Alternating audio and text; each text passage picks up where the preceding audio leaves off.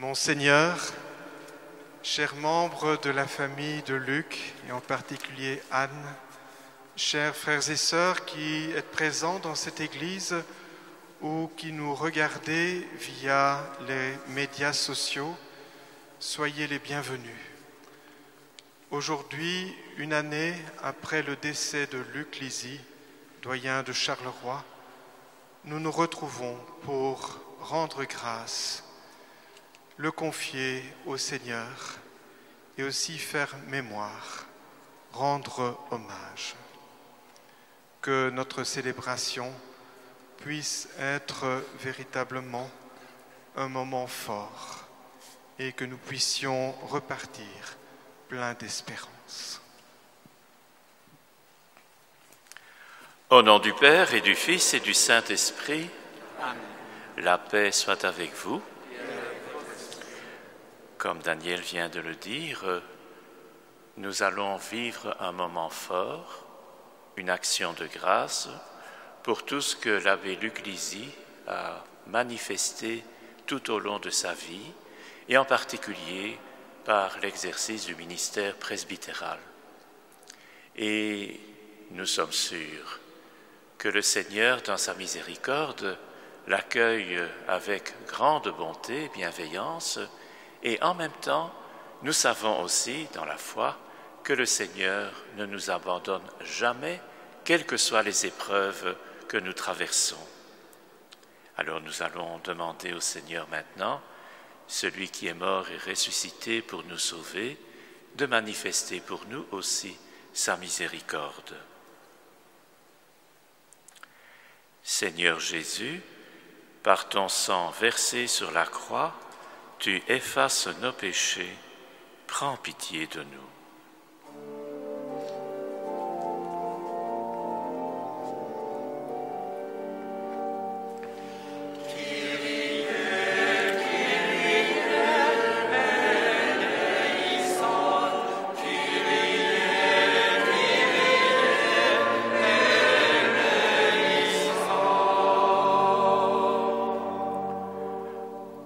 Christ, par ta résurrection du tombeau, tu nous arraches à la mort. Prends pitié de nous.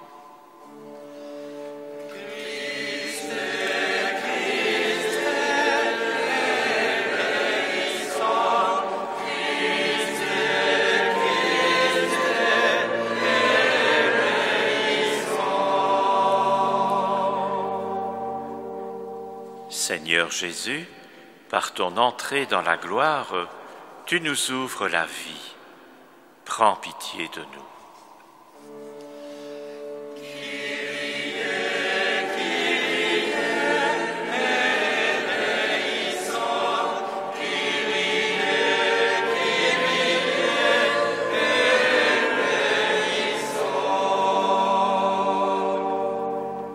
Que Dieu nous fasse miséricorde, lui qui est un Père pour nous tous.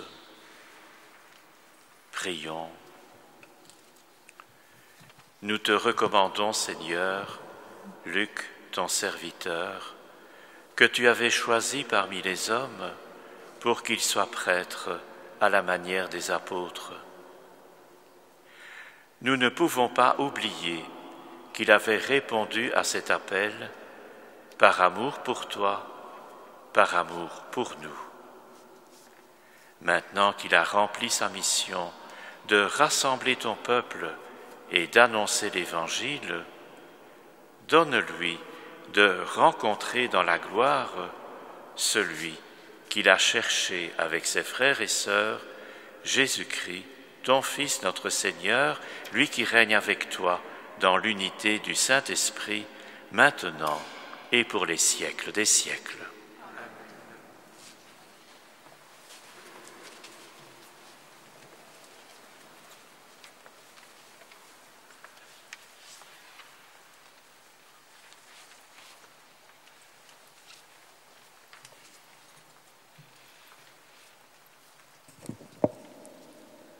Lecture de l'Apocalypse de Saint Jean. Moi, Jean, j'ai vu un ciel nouveau et une terre nouvelle, car le premier ciel et la première terre s'en étaient allés, et de mer il n'y en a plus. Et la ville sainte, la Jérusalem nouvelle, je l'ai vue qui descendait du ciel, d'auprès de Dieu, prête pour les noces, comme une épouse parée pour son mari. Et j'entendis une voix forte qui venait du trône, elle disait, « Voici la demeure de Dieu avec les hommes. Il demeurera avec eux, et ils seront ses peuples. Et lui-même, Dieu avec eux, sera leur Dieu. Il essuiera toute larme de leurs yeux, et la mort ne sera plus. Et il n'y aura plus ni deuil, ni cri, ni douleur. Ce qui était en premier s'en est allé. » Alors, celui qui siégeait sur le trône déclara, « Voici que je fais toutes choses nouvelles. » Et il dit, « Écris, car ces paroles sont dignes de foi et vraies. » Puis il me dit, « C'est fait.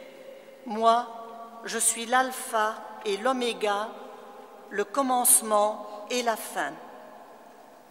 À celui qui a soif, moi, je donnerai l'eau de la source de vie gratuitement. Tel sera l'héritage du vainqueur. Je serai son Dieu et lui sera mon fils. » Parole du Seigneur. Nous rendons grâce.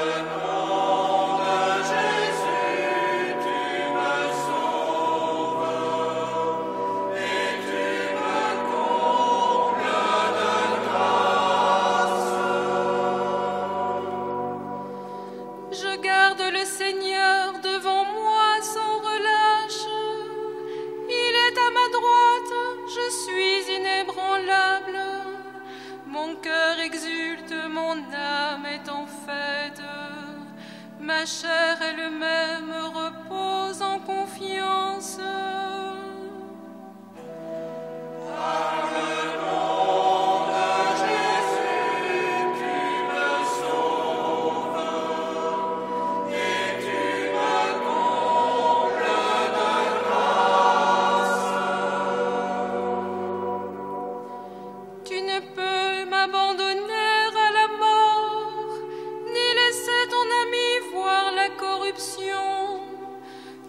Prends le chemin de la vie, devant ta face, débordement de joie.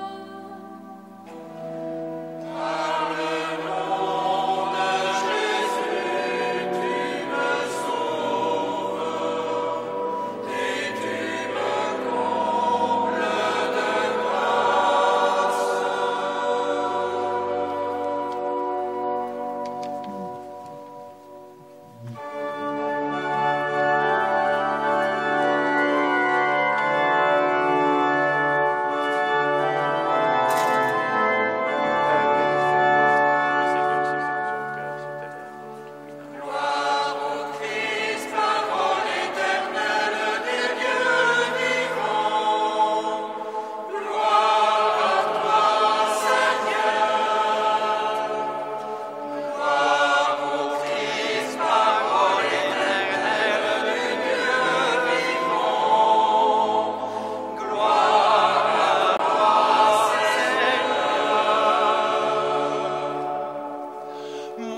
je suis la résurrection et la vie, dit le Seigneur. Celui qui croit en moi ne mourra jamais. Gloire au Christ, parole éternelle du Dieu vivant. Gloire à toi, Seigneur.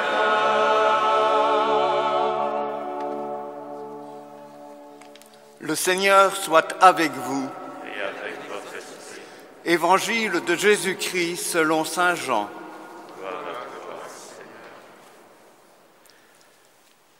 En ce temps-là, il y avait quelqu'un de malade, Lazare, de Béthanie, le village de Marie et de Marthe, sa sœur.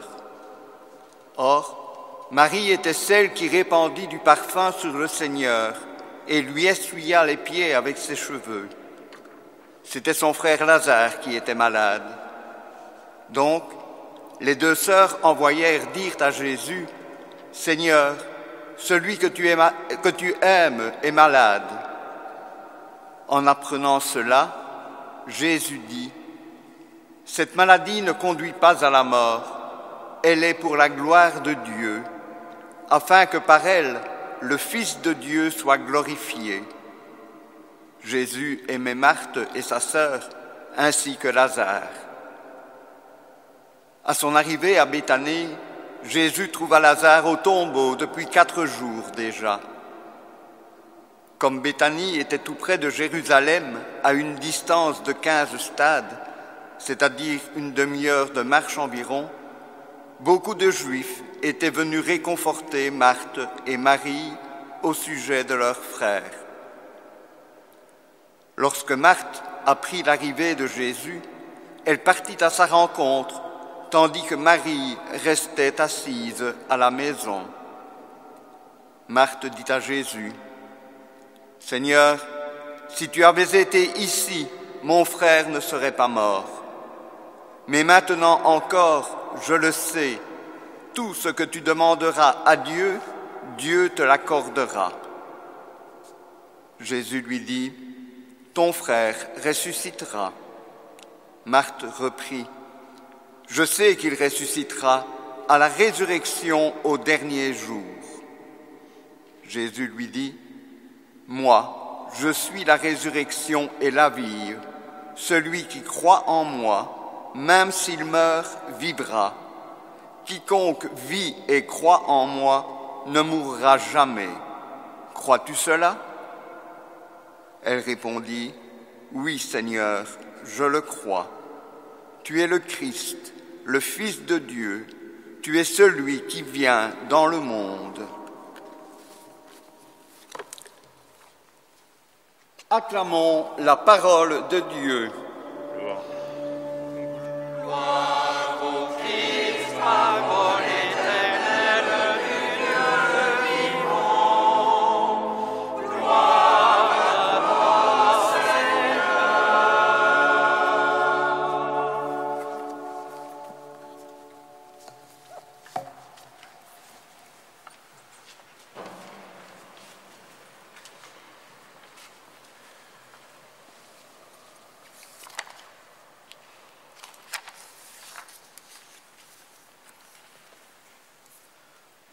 Le lieu d'où je parle maintenant et qui est la table de la parole, la table où la parole nous est offerte en nourriture, ce lieu, Luc l'a intensément habité.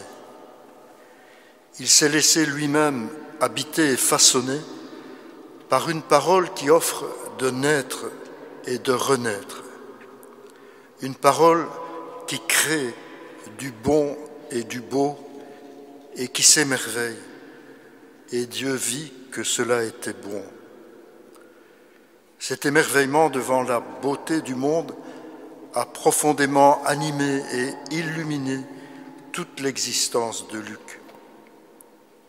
Cette parole de naissance qu'on proclame ici, elle est inséparablement humaine et divine.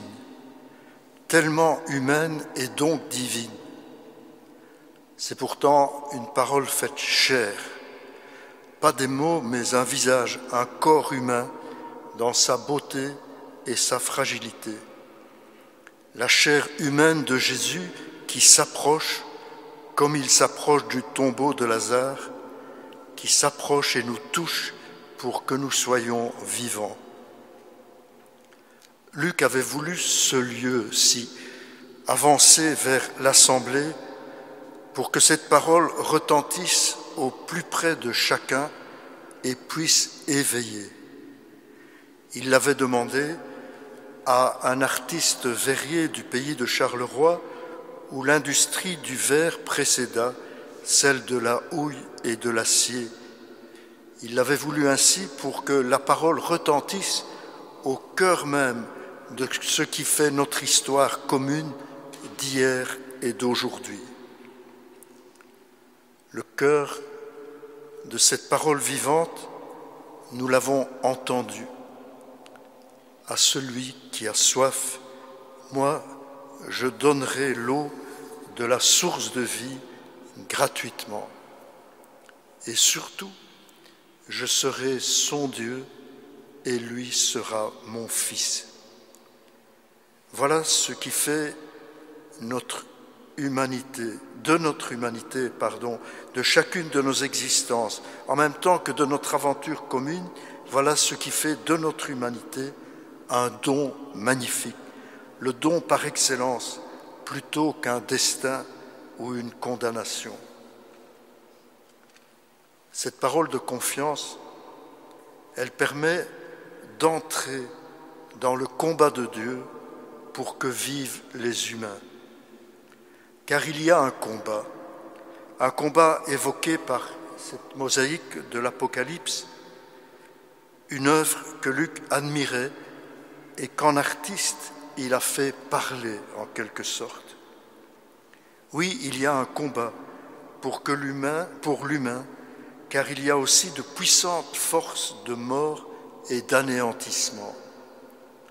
Le visionnaire de l'Apocalypse convoque pour l'évoquer dragon, chute d'étoiles, Satan, pour exprimer la puissance de ce qui déshumanise et qui porte aujourd'hui des noms très concrets.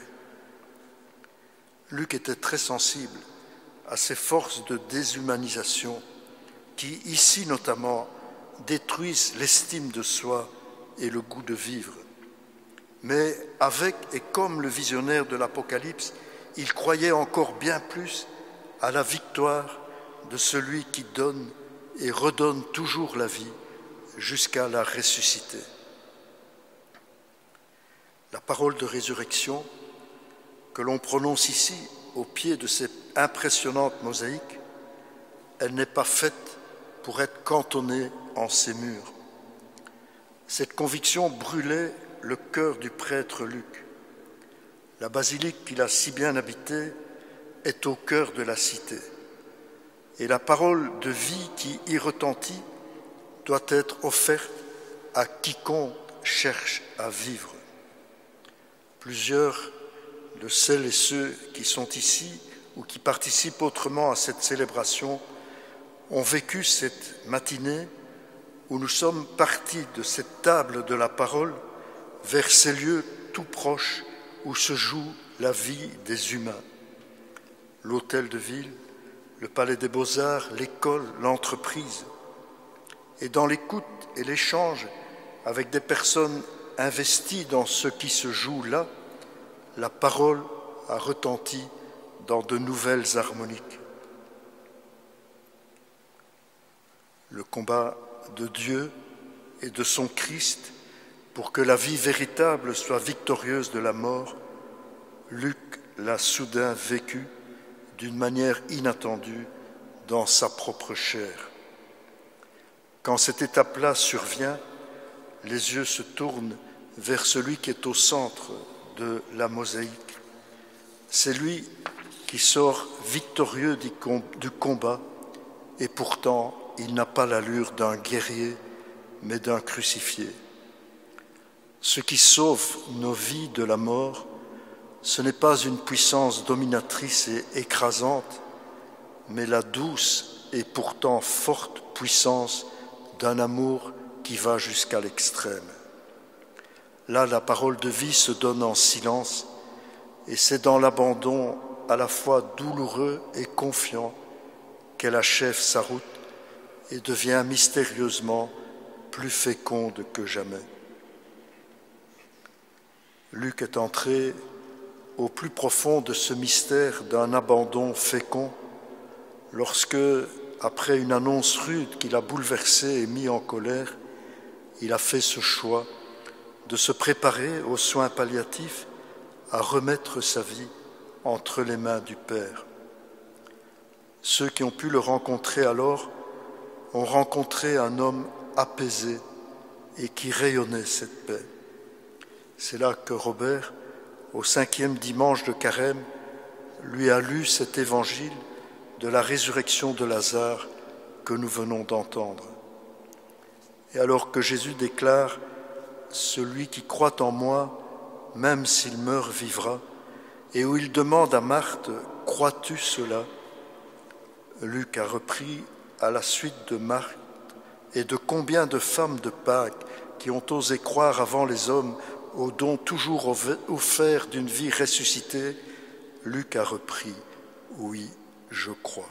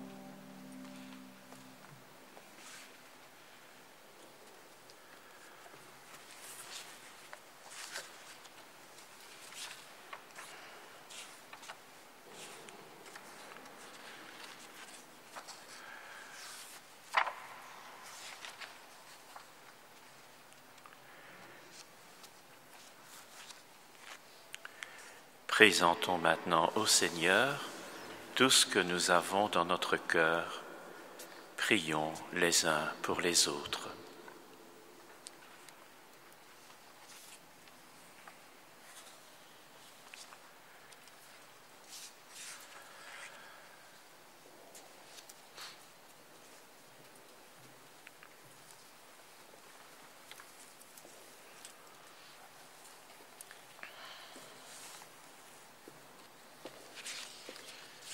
Dieu notre Père,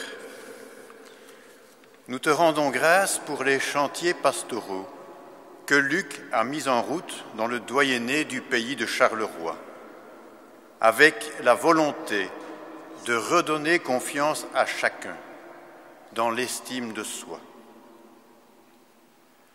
Nous te confions tous les habitants de notre région qui, aujourd'hui, ont parfois du mal à trouver un avenir et à donner un sens à leur vie.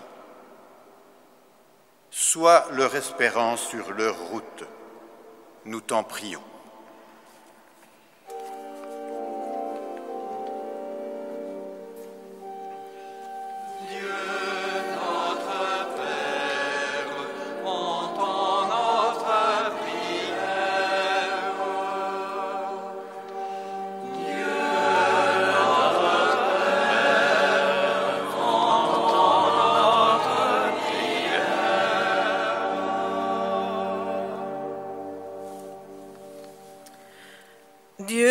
notre Père, nous te rendons grâce pour l'élan missionnaire que Luc a suscité au sein de l'équipe d'animation pastorale de Charleroi.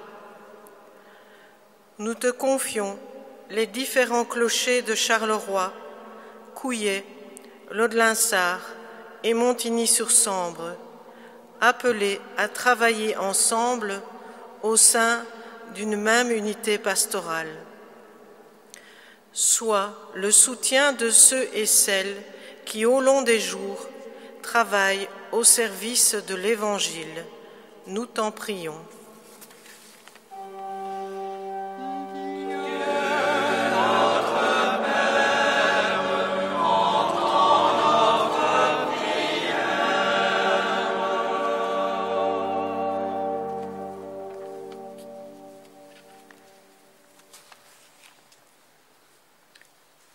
Dieu notre Père, nous te rendons grâce pour l'attention bienveillante que Luc portait à l'équipe d'accueil et aux acolytes de Saint-Christophe. Nous te les confions pour qu'ils continuent à assumer leur service avec une écoute attentive pour les premiers et avec le désir de servir la liturgie et la prière de l'Assemblée pour les seconds. Soutiens la fidélité de leur engagement. Nous t'en prions. Dieu notre Père, entends notre prière.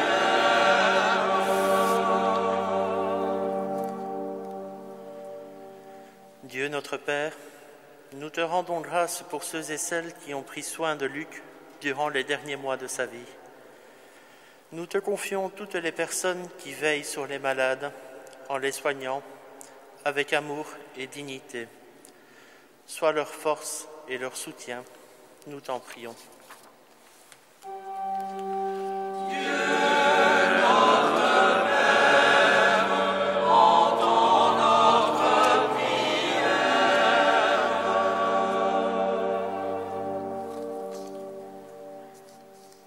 Dieu notre Père, nous te rendons grâce pour l'investissement de Luc au sein du mouvement pour un monde meilleur. Il y trouvait un lieu de ressourcement et un stimulant pour l'agir pastoral. Nous te confions toutes les personnes qui s'engagent au service de la dignité humaine et qui luttent pour un monde meilleur. Sois la source de leur engagement, nous t'en prions. Dieu notre Père, entends notre prière.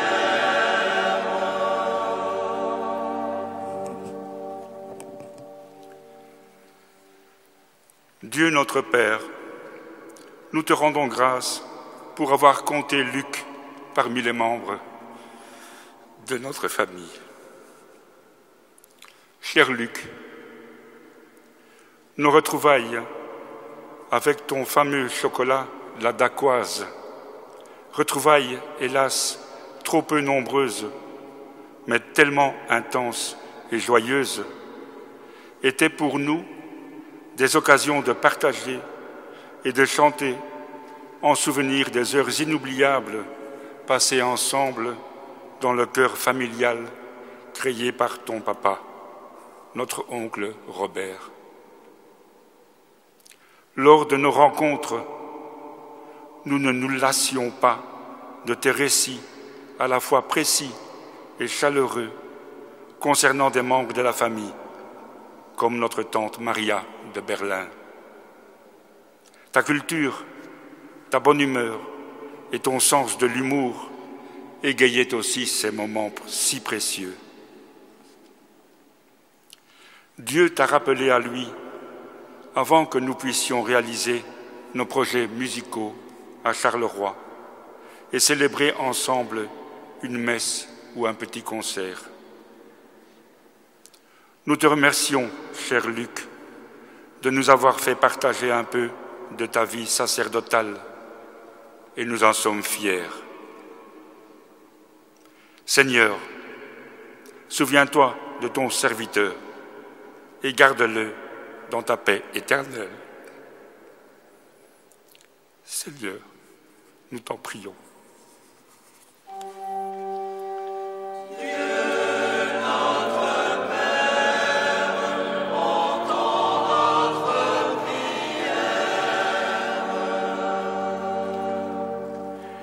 Dieu notre Père, toi qui veux sauver tous les hommes et n'en perdre aucun, écoute notre prière et daigne l'exaucer, toi qui règnes pour les siècles des siècles. Amen.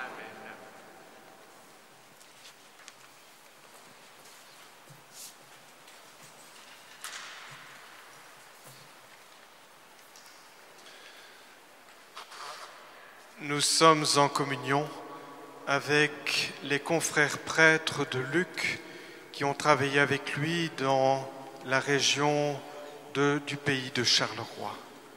Ils sont rassemblés en l'église Saint-Antoine et suivent cette célébration en direct. Près du cierge de Pâques, nous avons déposé toute une série d'objets qui évoquent la vie de Luc.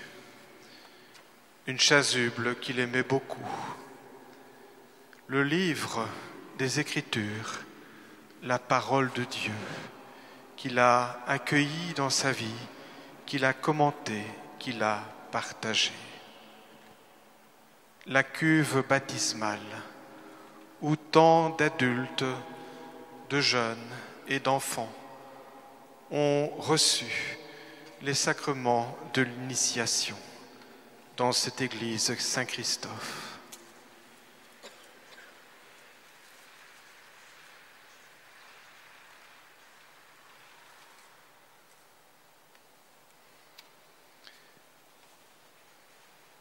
Des tuyaux d'orgue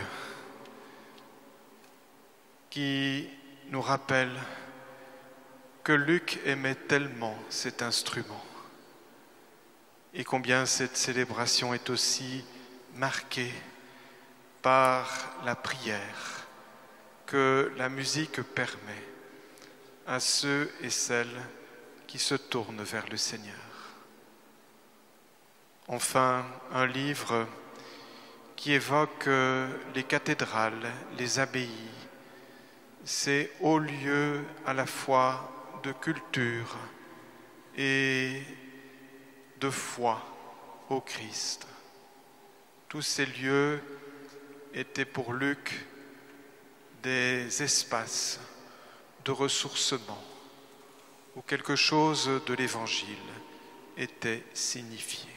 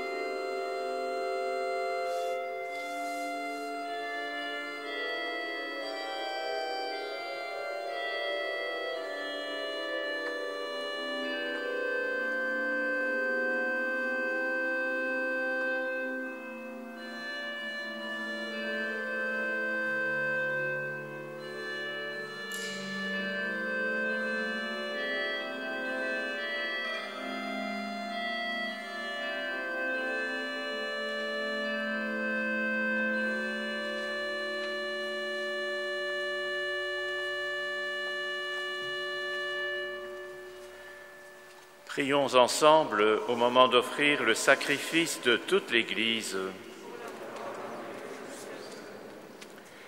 Écoute, Seigneur, les prières que nous t'adressons pour Luc, ton serviteur. Que cette Eucharistie lui permette d'atteindre à la claire vision des mystères qu'il a célébrés par Jésus ton Fils, notre Seigneur. Le Seigneur soit avec vous. Et avec votre esprit. Élevons notre cœur. Nous le tournons vers le Seigneur. Rendons grâce au Seigneur notre Dieu. Cela est juste et bon. Vraiment, il est juste et bon de te rendre gloire, de t'offrir notre action de grâce toujours et en tout lieu.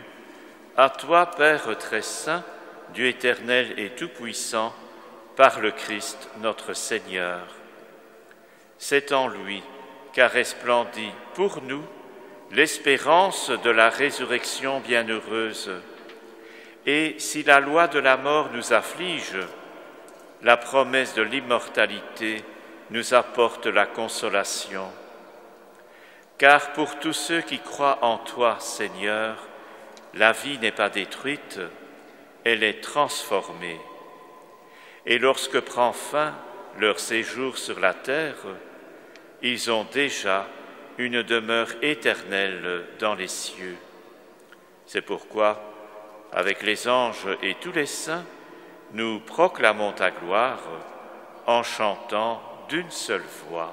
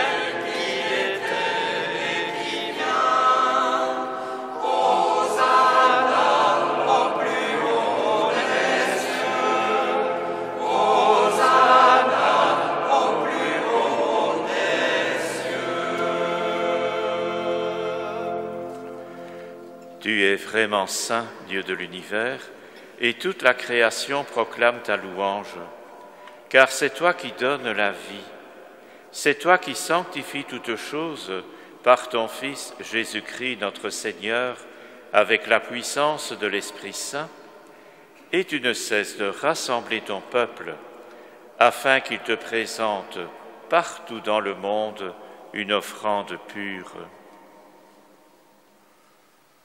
C'est pourquoi nous te supplions de consacrer toi-même les offrandes que nous apportons, sanctifie-les par ton esprit pour qu'elles deviennent le corps et le sang de ton Fils, Jésus-Christ notre Seigneur, qui nous a dit de célébrer ce mystère. La nuit même où il fut livré, il prit le pain. En te rendant grâce, il le bénit, il le rompit et le donna à ses disciples en disant : « Prenez et mangez-en tous, ceci est mon corps livré pour vous. »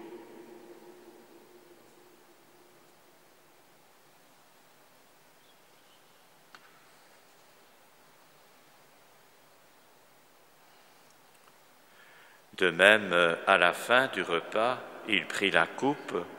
En te rendant grâce, il la bénit et la donna à ses disciples en disant : « Prenez et buvez-en tous, car ceci est la coupe de mon sang, le sang de l'alliance nouvelle et éternelle, qui sera versé pour vous et pour la multitude en rémission des péchés. Vous ferez cela en mémoire de moi. »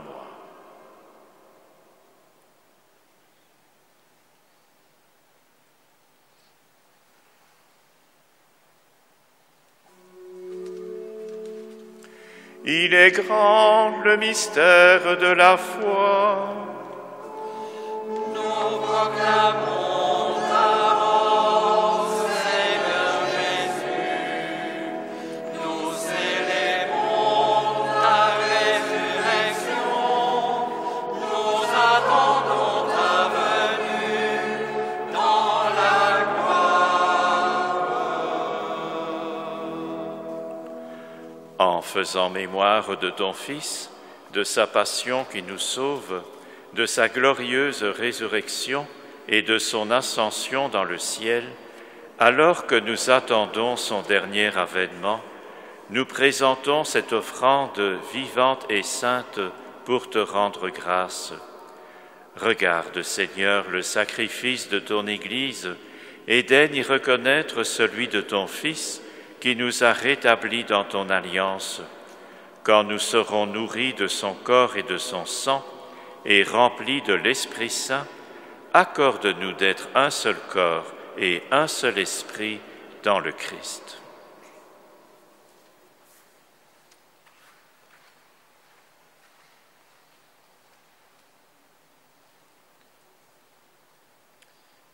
Que l'Esprit Saint fasse de nous une éternelle offrande à ta gloire, pour que nous obtenions un jour les biens du monde à venir, auprès de la Vierge Marie, la bienheureuse Mère de Dieu, Saint Joseph son époux, avec les apôtres, les martyrs et tous les saints qui ne cessent d'intercéder pour nous.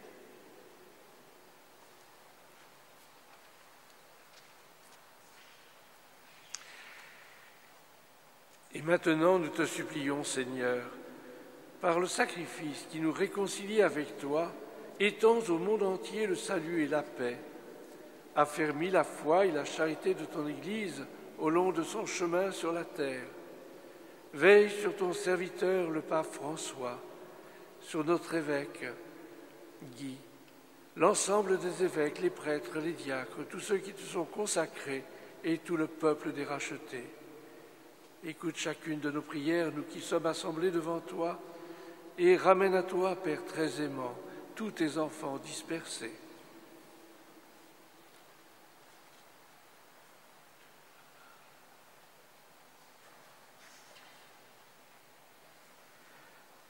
Souviens-toi de Luc, que tu as appelé auprès de toi.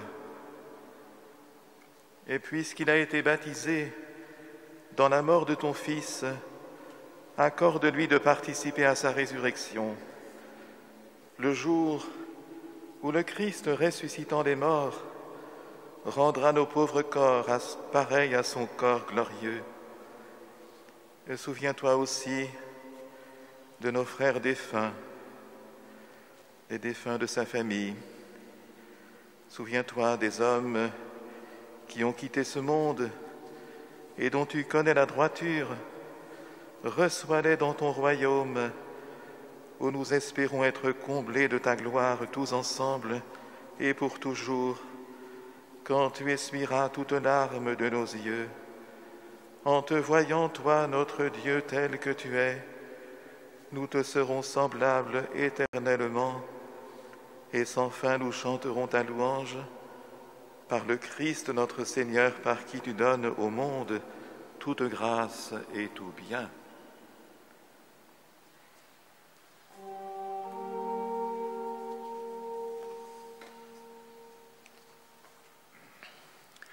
Par lui, avec lui et en lui, à toi, Dieu le Père Tout-Puissant, dans l'unité du Saint-Esprit, tout honneur et toute gloire pour les siècles des siècles.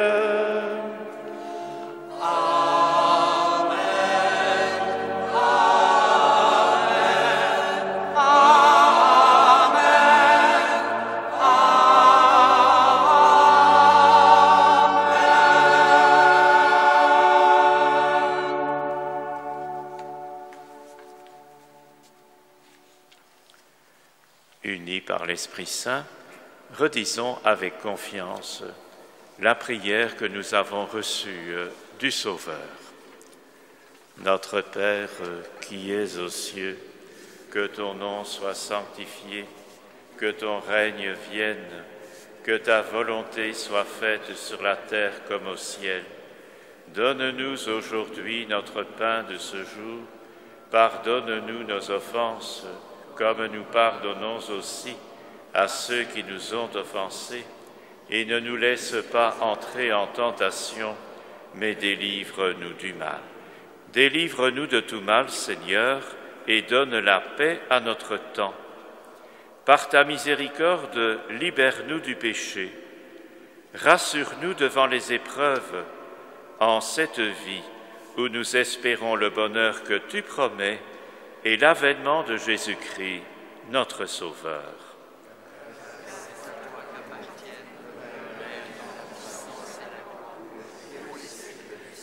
Seigneur Jésus-Christ, tu as dit à tes apôtres, « Je vous laisse la paix, je vous donne ma paix. » Ne regarde pas nos péchés, mais la foi de ton Église. Pour que ta volonté s'accomplisse, donne-lui toujours cette paix et conduis-la vers l'unité parfaite, toi qui règnes pour les siècles des siècles.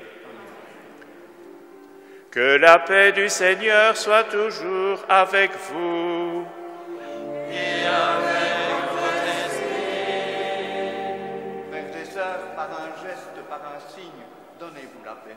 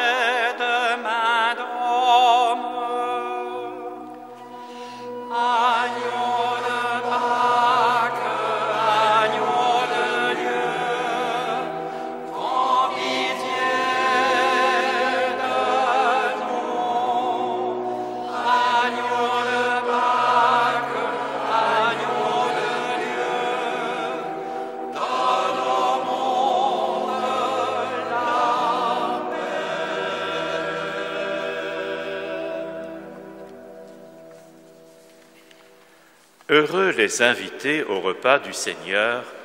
Voici l'agneau de Dieu, l'agneau de Pâques, qui enlève le péché du monde. Seigneur, je ne suis pas digne de te recevoir, mais dis seulement une parole et je serai guéri.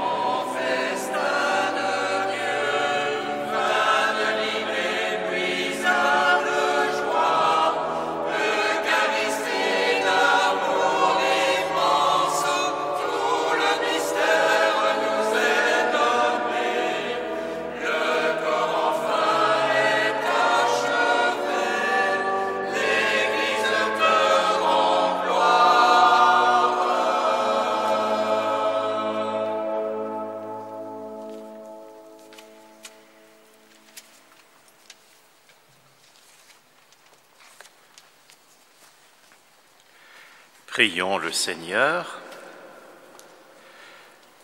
Après avoir reçu le sacrement qui nous sauve, nous implorons, Seigneur, ta miséricorde en faveur de Luc, ton serviteur.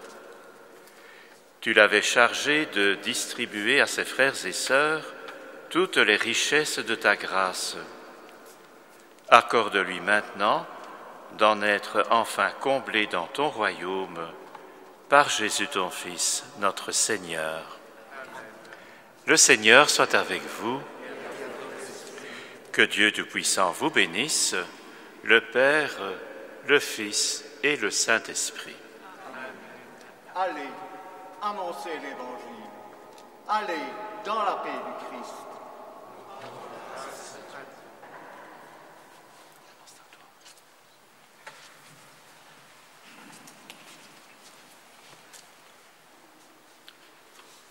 Nous allons prolonger un peu cette célébration par un temps de saint hommage à Luc en faisant résonner, vibrer ces deux grands charismes, celui de porter la parole et de la faire résonner la parole de Dieu dans les vies humaines, dans les existences humaines.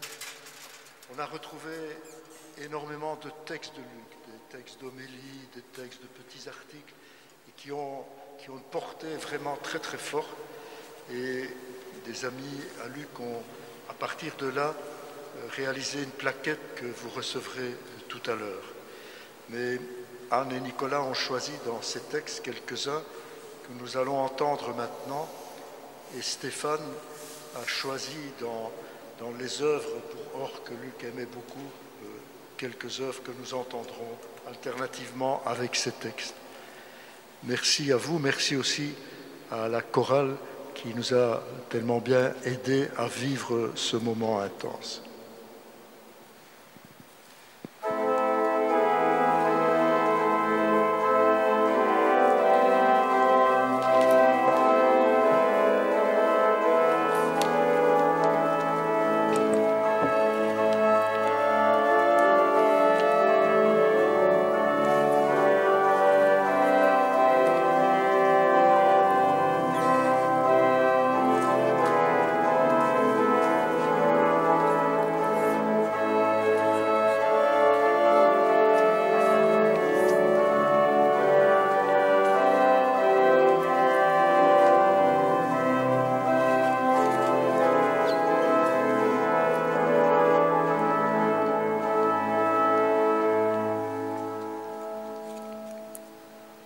Je vous souhaite d'être en chemin.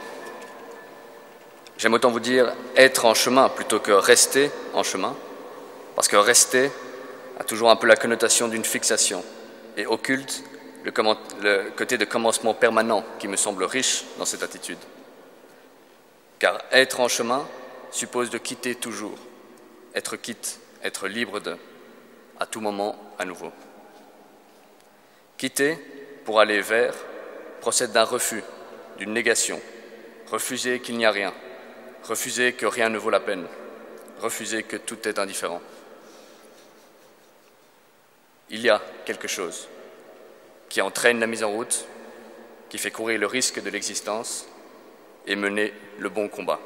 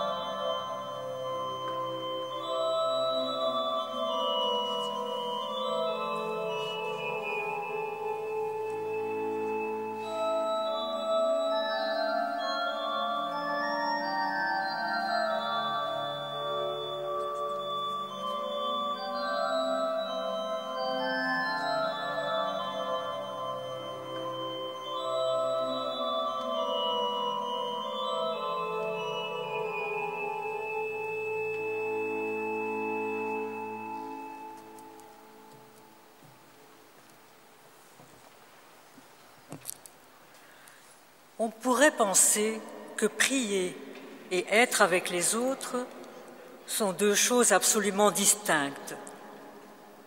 Or, il y a un lien mystérieux entre la prière solitaire et l'hospitalité et la capacité d'être simplement soi. Se mettre en présence du mystère de Dieu, approcher les autres dans leur mystère, tel est l'acte de la prière. Il donne accès à la pierre de touche de la présence aux autres, l'aveu confiant que personne ne peut rien à la place d'un autre et que l'accès à la foi en la vie relève du mystère de chacun. La prière solitaire est le lieu par excellence où s'acquiert cette paix mystérieuse face au mystère d'autrui. Dans notre société de la non-évidence de Dieu, la prière ne peut plus être conçue comme une dévotion attachée à des traditions, mais plutôt comme une mise en présence profonde de tout l'être au mystère dans lequel surgit son existence. Je rejoins le mystère de haute tendresse dans lequel je suis né. Chacun peut avoir sa façon unique de prier, de se ressourcer. Au plus unique en lui-même, Dieu est présent. Il y a donc de multiples formes différentes de prière. La prière est le lieu d'éveil aux énergies intérieures pour la vie ensemble. Elle n'est pas un exercice sur moi, mais une mise en présence. Elle est un mystère de tendresse. C'est l'écoute de la voix de fin silence qui m'appelle par mon nom.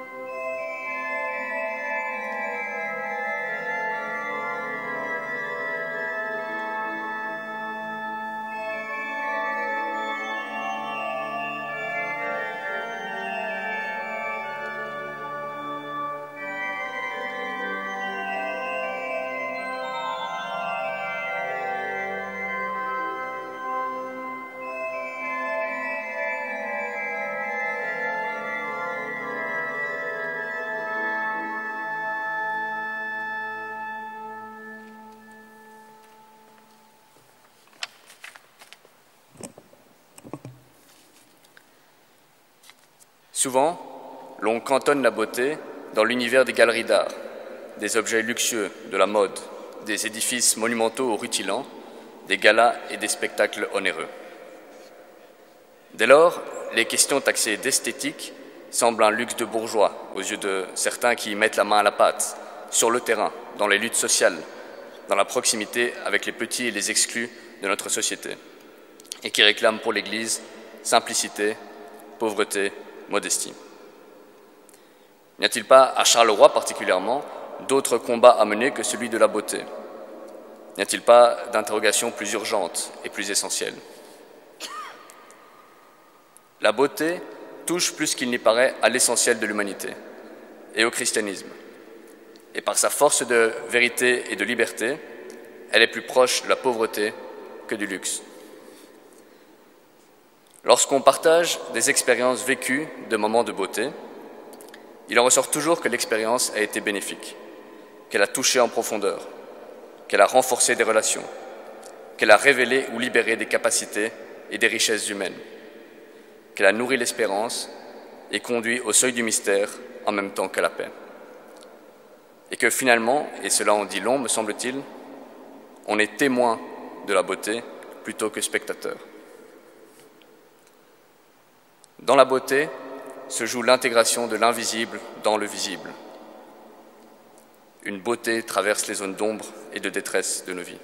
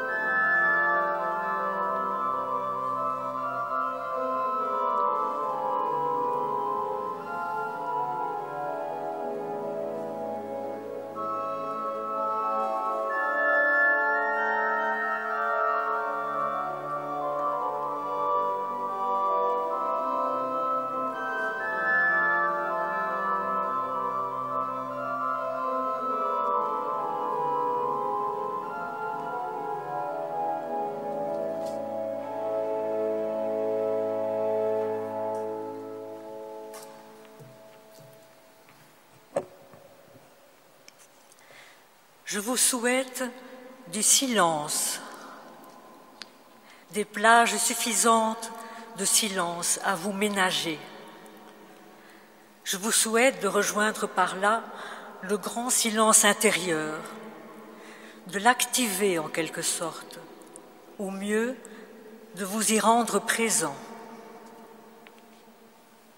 Le silence est une passion, dit Sylvie Germain, et elle précise, pas seulement au sens passif, même s'il y a une part de passivité dans le silence, pas simplement une souffrance, même s'il peut y avoir une épreuve du silence, pas simplement au sens romantique, même s'il peut y avoir besoin d'ardeur au silence.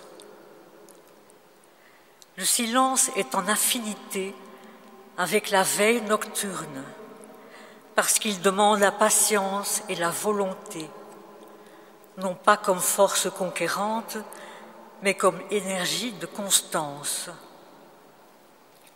On ne force pas le silence à venir, on s'y rend hospitalier. Je me rappelle ce qu'en écrivait Simone Weil, expliquant que lorsqu'un enseignant incite ses élèves à l'attention, on peut voir ceux-ci se raidir, crisper les muscles du visage dans un sursaut d'effort pour saisir et maîtriser ce qui va advenir. Alors que l'attention est d'abord capacité d'accueil et d'ouverture. Rainer Maria Rilke écrit « À qui résiste, le monde n'advient pas. Et à qui comprend trop, l'Éternel se dérobe. » Le silence n'est pas une fin en soi, il est moyen d'écoute. Il permet d'entendre la voix, qui est en même temps vocation. Cette écoute ouvre sur l'inouï de la vie. Dans la banalité du quotidien, dans la trépidation essoufflante de la vie, cet inouï ressemble à une étoile dans l'immense obscurité. Le fracas des paroles s'impose à nous et se multiplie aujourd'hui à l'infini par tous les moyens technologiques. La vie devient bruit alors qu'elle est en son fond musique. Remarquez que le bruit casse le silence, tandis que la musique le rejoint, l'exalte, y introduit.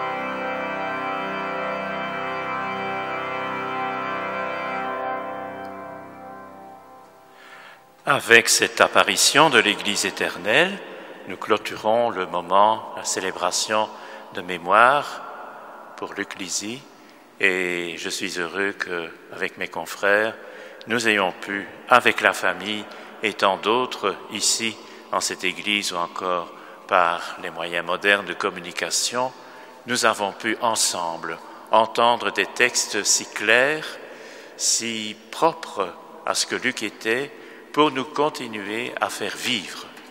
Et donc nous pourrons, durant les jours qui viennent, nous faisons mémoire de la Pâque du Seigneur, vraiment associer à tout ce que nous vivrons, tout ce que Luc nous laisse comme message, mais aussi comme témoignage, et en particulier le témoignage de la beauté. Merci d'avoir proclamé ces textes, les avoir lus, pour nous les intérioriser, et je vous souhaite à tous vraiment de continuer à vivre avec le témoignage de la parole de Dieu et aussi tout ce qui, au cours de notre existence au jour le jour, nous permet de découvrir un peu à la fois, comme l'a si bien écrit Luc, le mystère de Dieu. Merci beaucoup.